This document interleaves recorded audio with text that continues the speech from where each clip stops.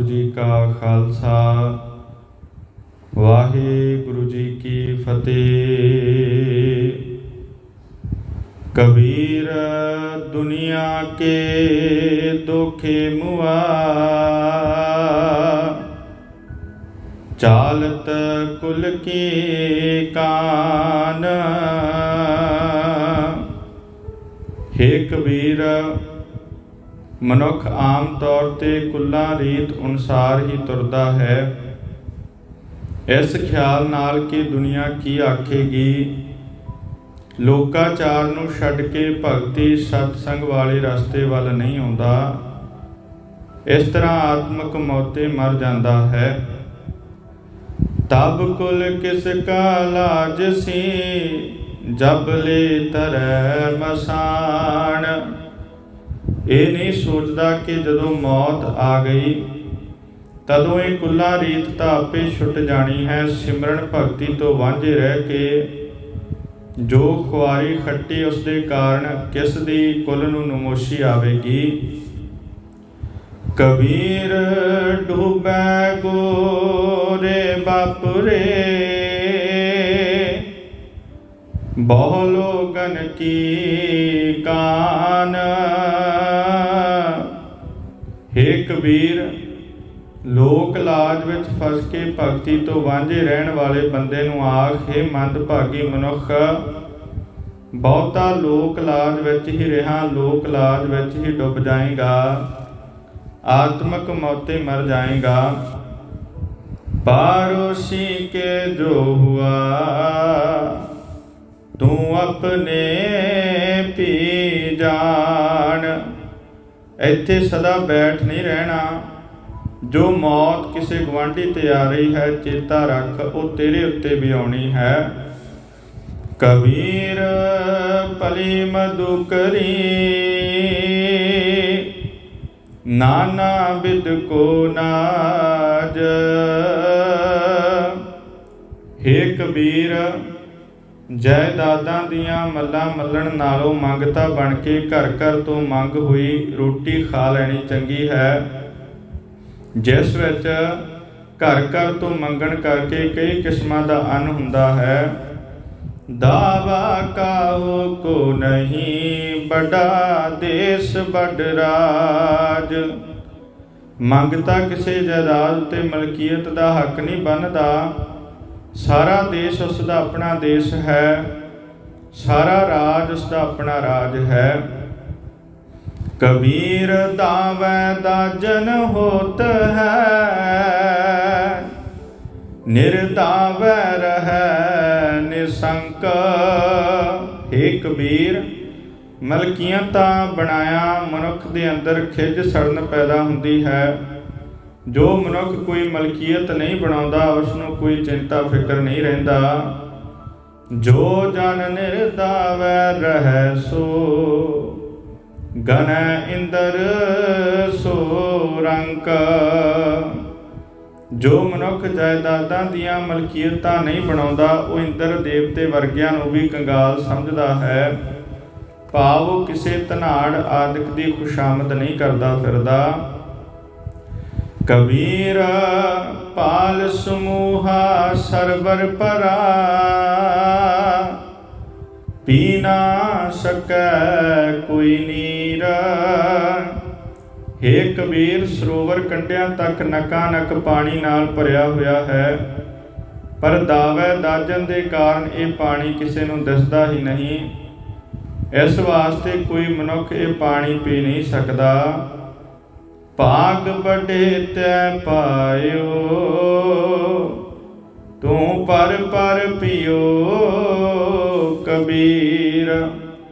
हे कबीर, तू इस दाजन तो बच गया। चंगे भागा नाल तैनूं ये पानी दिस पिया। तू हुण प्याले भर भर के पी, मौज नाल श्वास श्वास नाम जप। कबीर परबाते तारे खिसै, त्यों ए खिसै शरीर। हे कबीर, जिवें सूरज दे तेज प्रताप करके प्रभात वेले तारे ਜੋ ਰਾਤ ਦੀ ਟਿਕਵੀਂ ਸ਼ਾਂਤੀ ਵਿੱਚ ਚਮਕ ਰਹੇ ਹੁੰਦੇ ਹਨ, ਮੱਧਮ ਪੈਂਦੇ ਜਾਂਦੇ ਹਨ, ਤਿਵੇਂ ਮਲਕੀਅਤਾਂ ਤੋਂ ਪੈਦਾ ਹੋਈ ਅੰਦਰਲੀ ਤਪਸ਼ ਦੇ ਕਾਰਨ ਗਿਆਨ ਇੰਦਰੀਆਂ ਵਿੱਚੋਂ ਪ੍ਰਭੂ ਵਾਲੇ ਪਾਸੇ ਦੀ ਲੋ ਘਟਦੀ ਜਾਂਦੀ ਹੈ। ਇਹ ਦੋਏ ਅੱਖਰ ਨਾ ਖਿਸੈ, ਸੋ ਗੈ ਰਹਿਓ ਕਬੀਰ। ਸਿਰਫ ਇੱਕ ਪ੍ਰਭੂ ਨਾਮ ਹੀ ਹੈ ਜੋ ਮਲਕੀਅਤਾਂ ਦੀ ਤਪਸ਼ ਦੇ ਅਸਰ ਤੋਂ ਪਰੇ ਰਹਿੰਦਾ ਹੈ। ਕਬੀਰ ਦੁਨੀਆ ਦੀਆਂ ਮੱਲਾਂ ਮੱਲਣ ਦੇ ਥਾਂ ਉਸ ਨਾਮ ਨੂੰ ਸਾਂਭੀ ਬੈਠਾ ਹੈ।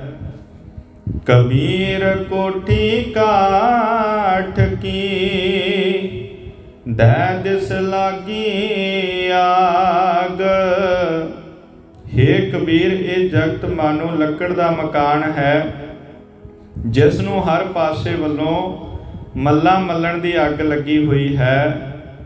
ਪੰਡਤ ਪੰਡਤ ਜਲ ਮੁਏ, ਮੂਰਖ ਉਬਰੇ ਭਾਗ। ਜੋ ਮਨੁੱਖ ਆਪਣੇ ਵੱਲੋਂ ਸਿਆਣੇ ਬਣ ਕੇ ਇਸ ਅੱਗ ਦੇ ਵਿੱਚ ਹੀ ਬੈਠੇ ਰਹਿੰਦੇ ਹਨ, ਉਹ ਸੜ ਮਰਦੇ ਹਨ। ਜੋ ਇਹਨਾਂ ਸਿਆਣਿਆਂ ਦੇ ਭਾਣੇ ਮੂਰਖ ਹਨ, ਉਹ ਇਸ ਅੱਗ ਤੋਂ ਦੂਰ ਪਰੇ ਭੱਜ ਕੇ ਸੜਨੋਂ ਬਚ ਜਾਂਦੇ ਹਨ। ਕਬੀਰ ਸੰਸਾ ਦੂਰ ਕਰ, ਕਾਗਦ ਦੇਹ ਬਿਹਾਈ। ਹੇ ਕਬੀਰ, ਇਸ ਪ੍ਰਭੂ ਜਾਤ ਦੀ ਬਰਕਤ ਨਾਲ ਦੁਨੀਆ ਵਾਲੇ ਸਹਿਸੇ ਦਾਜਨ ਦੂਰ ਕਰ, ਚਿੰਤਾ ਵਾਲੇ ਸਾਰੇ ਲੇਖੇ ਹੀ ਭਗਤੀ ਦੇ ਪ੍ਰਵਾਹ ਵਿੱਚ ਰੋੜ ਦੇ। 52 ਅੱਖਰ ਸੋਧ ਕੈ, ਹਰ ਚਰਣੀ ਚਿਤ ਲਾਈ। ਵਿਦਿਆ ਦੀ ਰਾਹੀਂ ਵਿਚਾਰਵਾਨ ਬਣ ਕੇ ਪ੍ਰਭੂ ਚਰਨਾਂ ਵਿੱਚ ਚਿੱਤ ਜੋੜ। ਭਾਵ, ਜੇ ਤੈਨੂੰ ਵਿਦਿਆ ਹਾਸਲ ਕਰਨ ਦਾ ਮੌਕਾ ਮਿਲਿਆ ਹੈ ਤਾਂ ਉਸ ਦੀ ਰਾਹੀਂ ਦੁਨੀਆ ਦੀਆਂ ਮਲਕੀਅਤਾਂ ਵਿੱਚ ਖਿੱਚਣ ਦੇ ਥਾਂ ਵਿਚਾਰਵਾਨ ਬਣ ਅਤੇ ਪ੍ਰਮਾਤਮਾ ਦਾ ਸਿਮਰਨ ਕਰ। ਕਬੀਰ ਸੰਤ ਨਾ ਛਾਡੈ ਸੰਤਈ, ਜੋ ਕੋਟਕ ਮਿਲੈ ਅਸੰਤ। ਹੇ ਕਬੀਰ, ਹਰੀ ਚਰਨਾਂ ਵਿੱਚ ਚਿੱਤ ਲਾਉਣ ਦੀ ਹੀ ਇਹ ਬਰਕਤ ਹੈ ਕਿ ਸੰਤ ਆਪਣਾ ਸ਼ਾਂਤ ਸੁਭਾਅ ਨਹੀਂ ਛੱਡਦਾ, ਭਾਵੇਂ ਉਸ ਨੂੰ ਕਰੋੜਾਂ ਭੈੜੇ ਬੰਦਿਆਂ ਨਾਲ ਵਾਹ ਪੈਂਦਾ ਰਹੇ। ਮਲਿਆਗਰ ਭੁਯੰਗਮ ਭੇਟਿਓ, ਤਾਂ ਸ਼ੀਤਲਤਾ ਨਾ ਤਜੰਤ। ਚੰਦਨ ਦਾ ਬੂਟਾ ਸੱਪਾਂ ਨਾਲ ਘਿਰਿਆ ਰਹਿੰਦਾ ਹੈ, ਪਰ ਉਹ ਆਪਣੀ ਅੰਦਰਲੀ ਠੰਡਕ ਨਹੀਂ ਤਿਆਗਦਾ। ਕਬੀਰ ਮਨ ਸ਼ੀਤਲ ਪਿਆ, ਪਾਇਆ ਬ੍ਰਹਮ ਗਿਆਨ।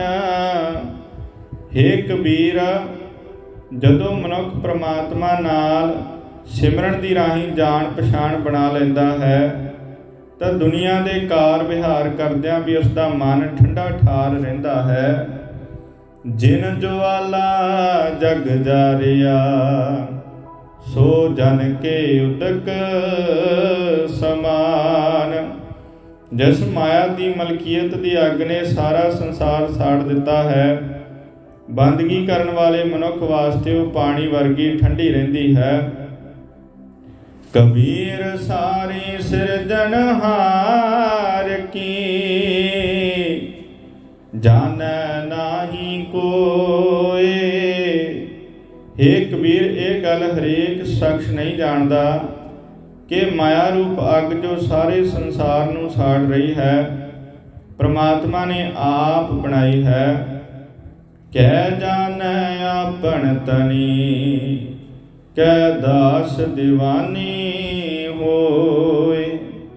ਇਸ ਭੇਤ ਨੂੰ ਪ੍ਰਭੂ ਆਪ ਜਾਣਦਾ ਹੈ, ਜਾਂ ਉਹ ਭਗਤ ਜਾਣਦਾ ਹੈ ਜੋ ਸਦਾ ਉਸ ਦੇ ਚਰਨਾਂ ਵਿੱਚ ਜੁੜਿਆ ਰਹੇ। ਸੋ ਹਜ਼ੂਰੀ ਵਿੱਚ ਰਹਿਣ ਵਾਲੇ ਨੂੰ ਪਤਾ ਹੁੰਦਾ ਹੈ ਕਿ ਮਾਇਆ ਦੀ ਸੜਨ ਤੋਂ ਬਚਣ ਲਈ ਮਾਇਆ ਨੂੰ ਬਣਾਉਣ ਵਾਲੇ ਦੇ ਚਰਨਾਂ ਵਿੱਚ ਜੁੜੇ ਰਹਿਣਾ ਹੀ ਸਹੀ ਤਰੀਕਾ ਹੈ। ਕਬੀਰ ਭਲੀ ਭਈ ਜੋ ਪਉ ਪਿਰਿਆ, ਦਿਸ਼ਾ ਗਈ ਸਭ ਭੂਲ। ਹੇ ਕਬੀਰ, ਜਦੋਂ ਮਨੁੱਖ ਦੇ ਅੰਦਰ ਇਹ ਡਰ ਪੈਦਾ ਹੁੰਦਾ ਹੈ ਕਿ ਪ੍ਰਮਾਤਮਾ ਨੂੰ ਵਿਸਾਰ ਕੇ ਮਾਇਆ ਪਿੱਛੇ ਭਟਕਿਆਂ ਕਈ ਠੇਡੇ ਖਾਣੇ ਪੈਂਦੇ ਹਨ, ਤਾਂ ਇਸ ਦੇ ਮਨ ਦੀ ਹਾਲਤ ਚੰਗੀ ਹੋ ਜਾਂਦੀ ਹੈ। ਇਸ ਨੂੰ ਪ੍ਰਮਾਤਮਾ ਦੀ ਓਟ ਤੋਂ ਬਿਨਾਂ ਹੋਰ ਸਾਰੇ ਪਾਸੇ ਭੁੱਲ ਜਾਂਦੇ ਹਨ। ਉਰਾਗਰ ਪਾਣੀ ਪਿਆ ਜਾਏ ਮਿਲਿਓ ਢਲ ਕੂਲ। ਪ੍ਰਮਾਤਮਾ ਦਾ ਡਰ ਮਨੁੱਖ ਦੇ ਕਠੋਰ ਹੋਏ ਮਨ ਵਾਸਤੇ ਮਾਨੋ ਛੇਕ ਦਾ ਕੰਮ ਦਿੰਦਾ ਹੈ। ਜਿਵੇਂ ਛੇਕ ਲੱਗਣ ਨਾਲ ਗੜਾ ਪੰਗਰ ਕੇ ਮੁੜ ਪਾਣੀ ਬਣ ਜਾਂਦਾ ਹੈ ਤੇ ਢਲ ਕੇ ਨਦੀ ਵਿੱਚ ਜਾ ਰਲਦਾ ਹੈ। ਕਬੀਰਾ ਤੂਰ ਸਕੇਲ ਕੈ ਪੁਰੀਆ ਬਾਂਦੀ ਦੇ। ਹੇ ਕਬੀਰ, ਜਿਵੇਂ ਮਿੱਟੀ ਇਕੱਠੀ ਕਰਕੇ ਇੱਕ ਨਗਰੀ ਵਸਾਈ ਜਾਂਦੀ ਹੈ, ਤਿਵੇਂ ਪੰਜ ਤੱਤ ਇਕੱਠੇ ਕਰਕੇ ਪ੍ਰਮਾਤਮਾ ਨੇ ਇਹ ਸਰੀਰ ਰਚਿਆ ਹੈ।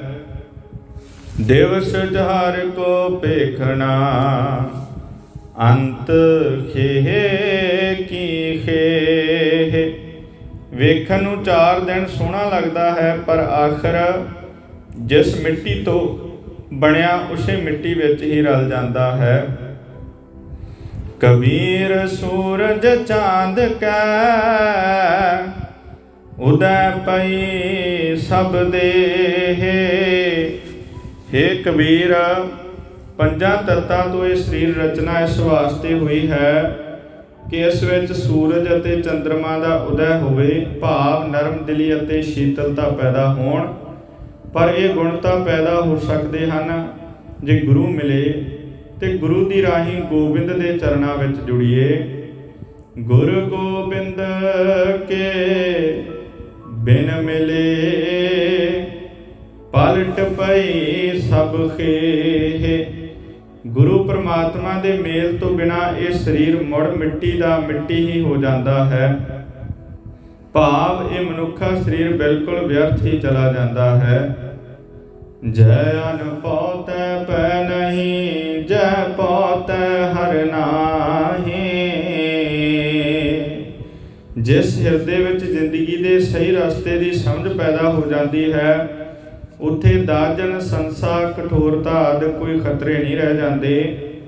ਪਰ ਜਿਸ ਹਿਰਦੇ ਵਿੱਚ ਅਜੇ ਸ਼ਾਂਤ ਜੀਵਨ ਨੂੰ ਭੁਲਾ ਦੇਣ ਲਈ ਖਿੱਚ, ਸਹਿਮ, ਬੇਰਹਿਮੀ ਆਦਿ ਕੋਈ ਡਰ ਮੌਜੂਦ ਹੈ, ਉੱਥੇ ਪ੍ਰਮਾਤਮਾ ਦਾ ਨਿਵਾਸ ਨਹੀਂ ਹੋਇਆ। ਕਹਿਓ ਕਬੀਰ ਵਿਚਾਰ ਕੈ ਸੰਤ ਸੁਨੋ ਮਨ ਮਾਹੀ। ਮੈਂ ਕਬੀਰ ਇਹ ਗੱਲ ਵਿਚਾਰ ਕੇ ਆਖ ਰਿਹਾ ਹਾਂ, ਹੇ ਸੰਤ ਜਨੋ ਧਿਆਨ ਲਾ ਕੇ ਸੁਣੋ। ਕਬੀਰ ਜਿਨਹੁ ਕਿਛੁ ਜਾਣਿਆ ਨਹੀਂ, ਤਿਨ ਸੁਖ ਨੀਂਦ ਬਿਹਾਈ। ਹੇ ਕਬੀਰ, ਜਿਨ੍ਹਾਂ ਲੋਕਾਂ ਨੇ ਜੀਵਨ ਦੇ ਇਸ ਭੇਤ ਨੂੰ ਰਤਾ ਵੀ ਨਹੀਂ ਸਮਝਿਆ, ਉਹ ਇਸ ਦਾਜਨ, ਸੰਸੇ, ਕਠੋਰਤਾ ਆਦਿਕ ਵਿੱਚ ਵਿਲਕਦੇ ਹੋਏ ਵੀ ਬੇਪਰਵਾਹੀ ਨਾਲ ਉਮਰ ਗੁਜ਼ਾਰ ਰਹੇ ਹਨ। ਹਮ ਹੋ ਜੋ ਬੁਝਾ ਬੁਝਨਾ, ਪੂਰੀ ਭਰੀ ਬਲਾਈ।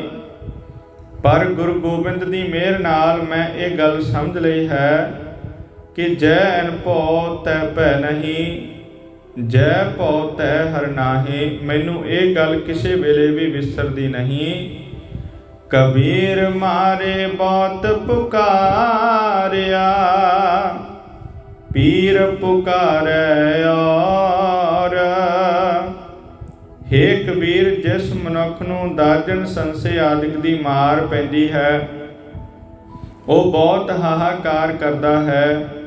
ਜਿਉਂ-ਜਿਉਂ ਉਹ ਪੀੜ ਉੱਠਦੀ ਹੈ, ਤਿਉਂ-ਤਿਉਂ ਹੋਰ ਦੁਖੀ ਹੁੰਦਾ ਹੈ, ਪਰ ਫਿਰ ਵੀ ਮਾਇਆ ਦਾ ਖਹਿੜਾ ਨਹੀਂ ਛੱਡਦਾ। ਲਾਗੀ ਚੋਟ ਮਰਮ ਕੀ, ਰਹਿਓ ਕਬੀਰਾ ਠੌਰ। ਮੈਨੂੰ ਕਬੀਰ ਨੂੰ ਗੁਰੂ ਦੇ ਸ਼ਬਦ ਦੀ ਚੋਟ ਵੱਜੀ ਹੈ, ਜਿਸ ਨੇ ਮੇਰਾ ਦਿਲ ਵਿੰਨ ਲਿਆ ਹੈ। ਹੁਣ ਮੈਂ ਥਾਂ ਸਿਰ ਭਾਵ ਪ੍ਰਭੂ ਚਰਨਾਂ ਵਿੱਚ ਟਿਕ ਗਿਆ ਹਾਂ। ਮੈਨੂੰ ਇਹ ਦਾਜਨ, ਸੰਸਾ ਆਦਿਕ ਦੁਖੀ ਕਰ ਹੀ ਨਹੀਂ ਸਕਦੇ। ਕਬੀਰ चोट सुहेली सेल की लागत ले उसास। हे कबीर, गुरु दे शब्द रूप नेजे दी सट है भी सुखदाई। जिस मनुख नूं इह सट वजदी है, बिरहणी नार वांग उस दे अंदर पति प्रभु नूं मिलण दी तांग पैदा हो जाती है। चोट सहारै शब्द की दास गुरु मैं दास।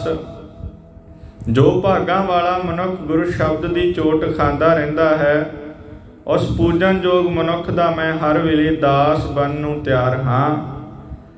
कबीर मुला मुनारे क्या चढ़ै, साईं ना बहरा होए। हे कबीर, हे मुला, मस्जिद के मनारे उत्ते चढ़न दा तैनूं आप नूं तां कोई फायदा नहीं हो रहा। खुदा बोला नहीं, वो तेरे दिल की हालत भी जानता है, उसनूं ठग्या नहीं जा सकता। जां कारण तू बांग दे, दिल ही पीतर जोए। जिस रब की नमाज की खातर तू बांग दे रहा है, उसनूं अपने दिल विच वेख, तेरे अंदर ही वसदा है। तेरे अपने अंदर शांति नहीं, सिर्फ लोकां नूं ही सद रहा है। शेख सबूरी बाहरा, क्या हज काबे जाए। हे शेख, जे तेरे अपने अंदर संतोख नहीं है तो काबे दा हज करन लई जाण दा कोई लाभ नहीं। कबीर जाके दिल साबत नहीं, ताको कहाँ खुदाई। क्योंकि हे कबीर, जिस मनुख दे अपने दिल विच शांति नहीं आई, उस दे भाणे रब किते भी नहीं है। कबीर अल्लाह की कर बंदगी, जे सिमरत दुख जाए। हे कबीर, रब दी बंदगी कर, बंदगी कीतिया ही दिल दा विकार दूर होंदा है। दिल में साईं प्रगटै, बुझै बलंती नाई। दिल विच रब दा ज़हूर हुंदा है अते इस बंदगी दी बरकत नाल लालच दी बलदी अग दिल विचों बुझ जाती है। कबीर जोरी किए जुल्म है, कहता नौ हलाल। हे कबीर, मुला नूं दस के किसे उत्ते धक्का करना जुल्म है।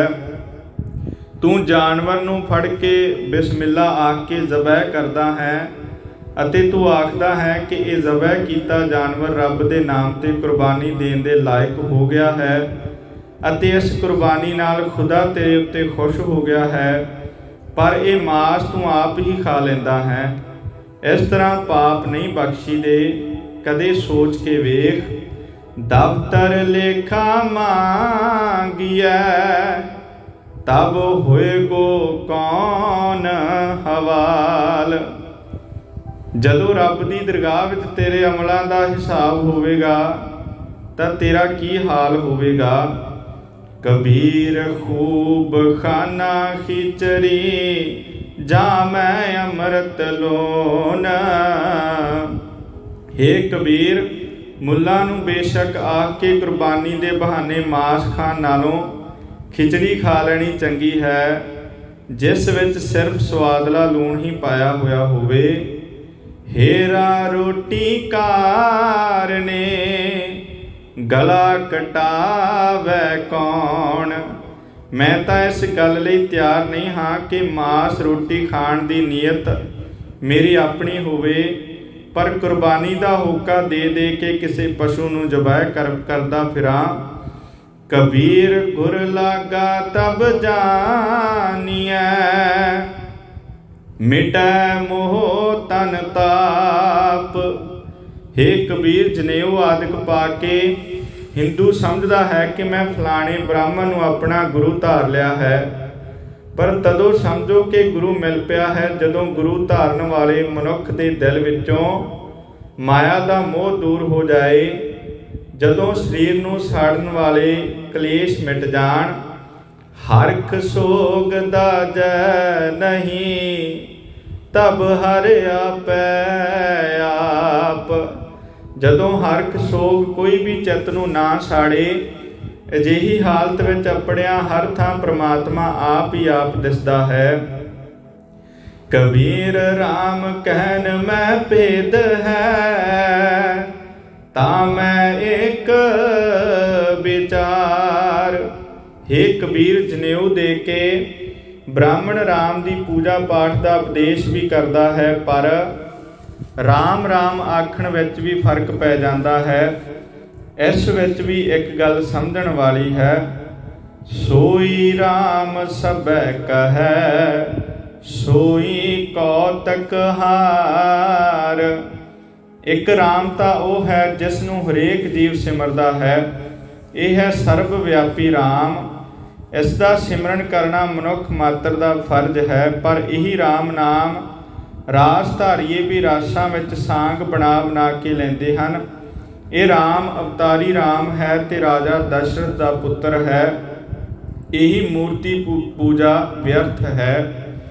ਕਬੀਰ ਰਾਮੈ ਰਾਮ ਕਹੋ, ਕਹਿਬੇ ਮਾਹੀ ਬਵੇਕ। ਹੇ ਕਬੀਰ, ਸਦਾ ਰਾਮ ਦਾ ਨਾਮ ਜਪ, ਪਰ ਜਪਣ ਵੇਲੇ ਇਹ ਗੱਲ ਚੇਤੇ ਰੱਖਣੀ, ਏਕ ਅਨੇਕ ਮਿਲ ਗਿਆ, ਏਕ ਸਮਾਨਾ ਏਕ। ਕਿ ਇੱਕ ਰਾਮ ਤਾਂ ਅਨੇਕਾਂ ਜੀਵਾਂ ਵਿੱਚ ਵਿਆਪਕ ਹੈ। ਇਸ ਦਾ ਨਾਮ ਜਪਣਾ ਹਰੇਕ ਮਨੁੱਖ ਦਾ ਧਰਮ ਹੈ, ਪਰ ਇੱਕ ਰਾਮ ਦਸ਼ਰਥ ਦਾ ਪੁੱਤਰ ਸਿਰਫ ਇੱਕ ਸਰੀਰ ਵਿੱਚ ਹੀ ਆਇਆ, ਅਵਤਾਰ ਬਣਿਆ। ਇਸ ਦਾ ਜਾਪ ਕੋਈ ਗੁਣ ਨਹੀਂ ਕਰ ਸਕਦਾ। ਕਬੀਰ ਜਾ ਕਰ ਸਾਧ ਨ ਸੇਵੀਐ, ਹਰ ਕੀ ਸੇਵਾ ਨਾਹੀ। ਹੇ ਕਬੀਰ, ਠਾਕੁਰਾਂ ਦੀ ਪੂਜਾ ਤੇ ਹਰੇਕ ਦਿਨ ਦਿਹਾੜ ਸਮੇਂ ਬ੍ਰਾਹਮਣ ਦੀ ਸੇਵਾ ਬਸ। ਇਹ ਹੈ ਸਿੱਖਿਆ ਜੋ ਬ੍ਰਾਹਮਣ ਦੇਵਤਾ ਆਪਣੇ ਸ਼ਰਧਾਲੂਆਂ ਨੂੰ ਦੇ ਰਿਹਾ ਹੈ। ਸ਼ਰਧਾਲੂ ਵਿਚਾਰੇ ਵੀ ਠਾਕੁਰ ਪੂਜਾ ਤੇ ਬ੍ਰਾਹਮਣ ਦੀ ਸੇਵਾ ਕਰਕੇ ਆਪਣੇ ਆਪ ਨੂੰ ਸੁਚੱਜੇ ਤੇ ਸੁੱਚੇ ਹਿੰਦੂ ਸਮਝ ਲੈਂਦੇ ਹਨ, ਪਰ ਅਸਲ ਗੱਲ ਇਹ ਹੈ ਕਿ ਜਿਨ੍ਹਾਂ ਘਰਾਂ ਵਿੱਚ ਨੇਕ ਬੰਦਿਆਂ ਦੀ ਸੇਵਾ ਨਹੀਂ ਹੁੰਦੀ ਤੇ ਪ੍ਰਮਾਤਮਾ ਦੀ ਭਗਤੀ ਨਹੀਂ ਕੀਤੀ ਜਾਂਦੀ, ਤੇ ਕਰ ਮਰ ਹਟ ਸਾਰਖੀ, ਭੂਤ ਬਸੈ ਤਿਨ ਮਾਹੀ। ਉਹ ਘਰ ਭਾਵੇਂ ਕਿਤਨੇ ਹੀ ਸੁੱਚੇ ਤੇ ਸਾਫ਼ ਰੱਖੇ ਜਾਂਦੇ ਹੋਣ, ਮਸਾਣਾ ਵਰਗੇ ਹਨ, ਉਹਨਾਂ ਘਰਾਂ ਵਿੱਚ ਮਨੁੱਖ ਨਹੀਂ ਭੂਤਨੇ ਵਸਦੇ ਹਨ। ਕਬੀਰ ਗੁੰਗਾ ਹੁਆ ਬਾਵਰਾ, ਬਹਿਰਾ ਹੁਆ ਕਾਨ। ਹੇ ਕਬੀਰ, ਜਨੇਊ ਪਾ ਕੇ ਬ੍ਰਾਹਮਣ ਨੂੰ ਗੁਰੂ ਧਾਰ ਕੇ ਠਾਕੁਰ ਪੂਜਾ ਅਤੇ ਹਰੇਕ ਦਿਨ ਦਿਹਾੜ ਸਮੇਂ ਬ੍ਰਾਹਮਣ ਦੀ ਹੀ ਪੂਜਾ ਸੇਵਾ ਕਰਕੇ ਗੁਰੂ ਵਾਲਾ ਨਹੀਂ ਬਣ ਸਕੀਦਾ। ਜਿਸ ਨੂੰ ਸੱਚਮੁੱਚ ਪੂਰਾ ਗੁਰੂ ਮਿਲਦਾ ਹੈ, ਉਸ ਦਾ ਸਾਰਾ ਜੀਵਨ ਹੀ ਬਦਲ ਜਾਂਦਾ ਹੈ।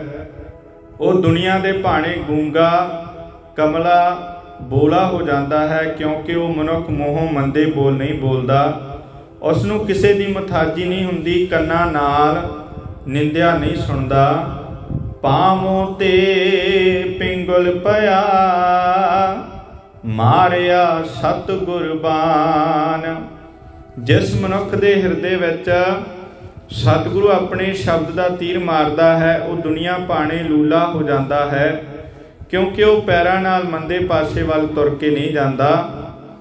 ਕਬੀਰ ਸਤਿਗੁਰ ਸੂਰਮੇ, ਬਾਹਿਆ ਬਾਣ ਜੋ ਏਕ। ਹੇ ਕਬੀਰ, ਜਿਸ ਮਨੁੱਖ ਨੂੰ ਸੂਰਮਾ ਸਤਿਗੁਰੂ ਆਪਣੇ ਸ਼ਬਦ ਦਾ ਇੱਕ ਤੀਰ ਮਾਰਦਾ ਹੈ, ਲਾਗਤ ਹੀ ਪੋਏ ਘਿਰ ਪਰਿਆ, ਪਰਾ ਕਰੇ ਜੇ ਸ਼ੇਕ। ਤੀਰ ਵੱਜਦਿਆਂ ਹੀ ਉਹ ਮਨੁੱਖ ਨਿਰਹੰਕਾਰ ਹੋ ਜਾਂਦਾ ਹੈ, ਉਸ ਦਾ ਹਿਰਦਾ ਪ੍ਰਭੂ ਚਰਨਾਂ ਨਾਲ ਪਰੋਤਾ ਜਾਂਦਾ ਹੈ। कबीर निर्मल बूंद आकाश की पर गई भूम बेकार। हे कबीर, वर्षा समय आकाश ਤੋਂ ਮੀਂਹ ਦੀ ਜੋ ਸਾਫ਼ ਬੂੰਦ ਨਕਾਰੀ ਧਰਤੀ ਵਿੱਚ ਡਿੱਗ ਪਈ, ਬਿਨ ਸੰਗਤ ਓ ਮਾਨਈ ਹੋਏ ਗਈ ਪਠਸ਼ਾਰ।